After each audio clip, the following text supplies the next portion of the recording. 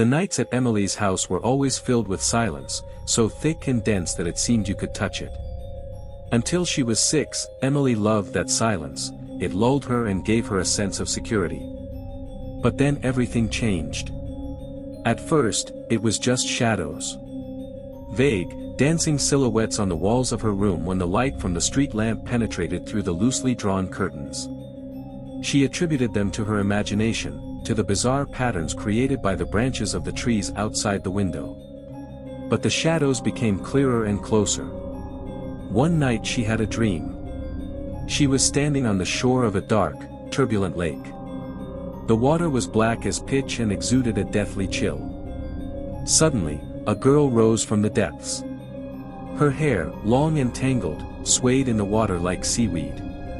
Her face was pale, almost transparent, and her eyes were filled with such deep, inexpressible sadness that Emily's heart sank. The girl looked at her silently. Emily understood what the girl wanted from her. She wanted Emily to help her find out the truth about her death. But fear was stronger. The girl looked too scary, too unreal.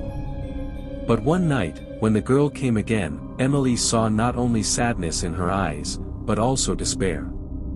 She realized that the girl would not harm her. She just wanted to be heard. "What happened?" Emily asked quietly, her voice trembling. The girl told her story. Her name was Lily. She had drowned in a lake 10 years ago. Everyone thought it was an accident. But Lily knew she had been murdered. Her uncle, who was supposed to be watching her, had pushed her into the water to collect the insurance money. Emily listened, holding her breath. She felt not only fear but also sympathy growing inside her. She decided to help Lily. Together, they began an investigation. Emily questioned local residents and searched for old newspaper articles. Lily guided her, telling her where to look for clues. Soon, Emily found evidence to back up Lily's story. She told the police about it. At first, they didn't believe her, but when she presented all the evidence she had gathered, they began an investigation. Lily's uncle was arrested and brought to trial. He was found guilty and sentenced to prison. On the night of the sentencing, Lily came to Emily one last time. She no longer looked so scary. Her face glowed with a soft, almost unearthly light. Water no longer dripped from her hair, and the smell of dampness was gone. There was no longer anguish in her eyes, only gratitude and peace. "Thank you, Emily," Lily whispered. Her voice now sounded melodious and clear, like the ringing of a bell. "You helped me find peace. Now I can leave." Emily felt tears running down her cheeks. She was no longer afraid of Lily. She felt only warmth and compassion for her. "Goodbye, Lily," Emily said, sobbing. "I will never forget you." Lily smiled at her one last time and slowly disappeared, as if dissolving into the air. Since then, Emily has not seen any more ghosts. But she never forgot Lily. She often went to the lake where the girl had drowned and left flowers there. She knew that Lily had found peace, and that gave her the strength to go on living. The nights in Emily's house became quiet again, but now it was the silence of peace, not the silence of fear. Emily was no longer afraid of the dark. She knew that even in the deepest darkness, you can find light if you are brave enough to look for it. And she knew that even the most terrifying ghosts may need help and compassion. Emily grew up and became an adult woman, but Lily's story remained in her heart forever. She taught her not to be afraid of the unknown, to believe in goodness, and to always help those in need, even if they seem scary and incomprehensible. After all, sometimes behind the most terrifying appearance lies a soul longing for peace and justice. And perhaps we can be the ones to help her find that peace. Emily became a lawyer. Not a typical corporate lawyer, but one who defended the rights of those whom society had forgotten, those who could not stand up for themselves. She took on cases that others refused, cases where the chances of winning were slim to none. She saw in each of her clients an echo of Lily, an echo of the helplessness and injustice that the little girl had faced. Her colleagues often wondered why she spent so much time and energy on cases that brought neither fame nor big money. They didn't understand that for Emily, it wasn't just a job, it was a mission. A mission she had received on that terrible night when she first saw Lily's ghost. She had learned to listen. Not just words, but what lay behind them. She could sense lies and see the truth, even if it was carefully hidden. She believed that Lily had given her this gift. One day, a woman accused of murdering her husband came to her. All the evidence pointed to her guilt. Public opinion was against her. But Emily, looking into her eyes, saw not malice and deceit, but fear and despair. She began an investigation.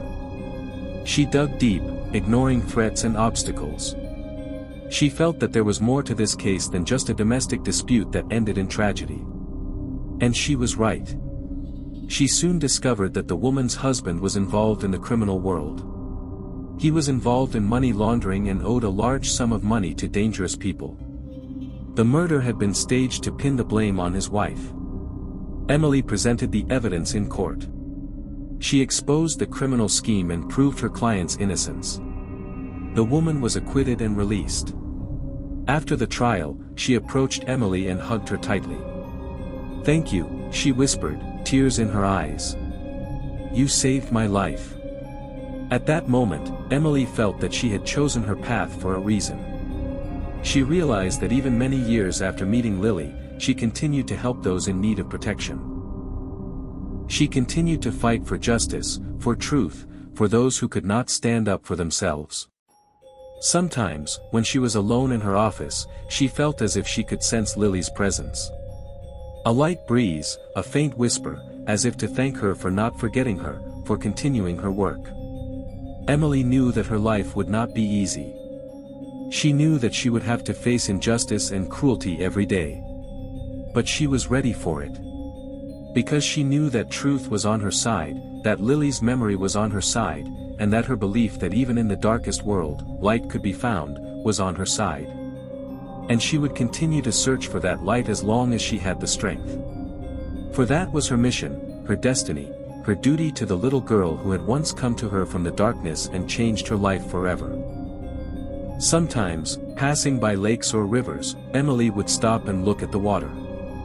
She remembered Lily's pale face, her longing eyes, her icy touch.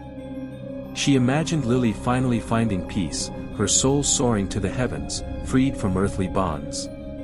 And every time she saw the sun's reflection in the water, it seemed to her that it was Lily smiling at her, thanking her for not forgetting her. Over the years, Emily became a renowned lawyer. Her name was well known in legal circles. She was invited to conferences and written about in newspapers and magazines. But she remained modest and simple. She did not chase fame and recognition. For her, the most important thing was to help those who needed her help. Once, an old man accused of theft came to her. He was homeless, lonely, and sick. No one believed in his innocence. Everyone considered him a thief and a swindler. But Emily, looking into his eyes, saw not greed and selfishness, but despair and hopelessness. She began an investigation. She learned that the old man had once been a respected doctor, but due to a tragic accident, he had lost everything: his family, his job, his home. He became homeless and lived on the streets, trying to survive. Emily discovered that the theft had been committed by another person who had taken advantage of the old man's helplessness. She found witnesses and evidence confirming his innocence. In court, she delivered a passionate speech in which she recounted the tragic fate of the old man. She urged the judges to show mercy and compassion. The court acquitted the old man. He was released and sent to a homeless shelter, where he received medical care and housing. After the trial, the old man approached Emily and thanked her. "You have restored my faith in people," he said, with tears in his eyes. "I thought the world was cruel and unfair, but you have proven to me that this is not the case." Emily smiled at him. She knew that her work did not always bring immediate results. But she believed that even small acts of kindness could change the world for the better. She continued to work, defending the rights of those who needed her help. She took on the most difficult and hopeless cases. She was not afraid of difficulties and obstacles. She knew that truth was on her side, that the memory of Lily was on her side, and that her belief that even in the darkest world, light could be found, was on her side. Sometimes, when she felt tired and desperate, she remembered that terrible night when she first saw Lily's ghost. She remembered her longing eyes, her icy touch, her quiet whisper, "Help me." And she knew she had no right to give up. She had to keep fighting for justice, for truth, for those who couldn't stand up for themselves. Because that was her mission, her destiny, her duty to that little girl who had once come to her from the darkness and changed her life forever. And even when she grows old and can no longer work, she will tell this story to her grandchildren. She will teach them not to be afraid of the unknown, to believe in goodness, and to always help those in need, even if they seem scary and incomprehensible. Because that is the meaning of life, to make the world a better, kinder, and fairer place. And perhaps they will be the ones to continue her work, to bring light into the darkness, to help those in need. And then the memory of Lily will live on forever, passed down from generation to generation, reminding us that even the scariest ghosts may need love and compassion. And that even the smallest good deeds can change the world for the better.